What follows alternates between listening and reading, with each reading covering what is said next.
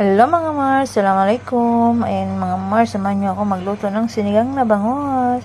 Nilagay ko na yung kamatis at sibuyas guys, tapos sinunod ko na yung gabi. Masarap ang sinigang na bangos guys na may gabi. Ayan, halo-haloin lang natin mga Mars. Kunting halo pa. Tapos isunod na natin dyan ang isda mga Mars. Ayan, isa-isa lang kasi madudurog yan. Dapat na paghalo-halo.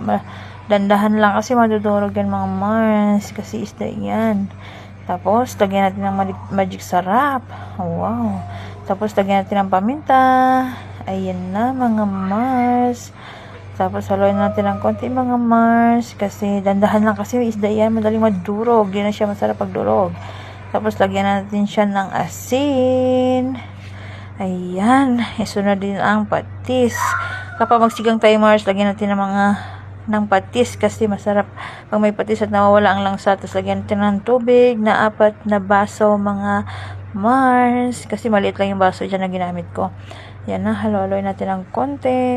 Ayan, lagyan natin ang labanos para siya lumambot na din. Ayan na, ilagay na natin ang sinigang na gabi at ang sinigang mix na sampalok. Ayan na mga Mars. Masarap yan Mars. Naamoy ko na yung asim. At ang sarap ng niya Mars. Amoy.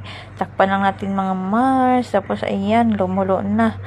Tapos okay natin ng konti.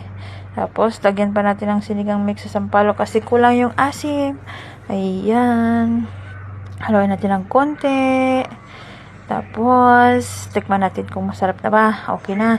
Takpan natin ang konti. Ayan na, nagumukulo na siya. Ayan, lagyan natin ang sitaw at ang okra. Ayan na, mga Mars. Naamoy ko na ang sarap. Ang sarap ng sabaw. Takpan natin. Ayan na, kumulo na siya. Lagyan natin ang kangkong. Ayan na, mga Mars.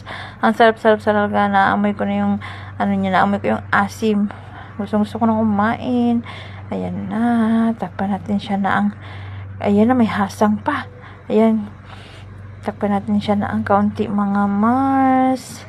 Ayan, tikman natin siya mga Mars kung okay na. Ayun lang guys, Assalamualaikum. Thank you for watching. See you in my video. Bye.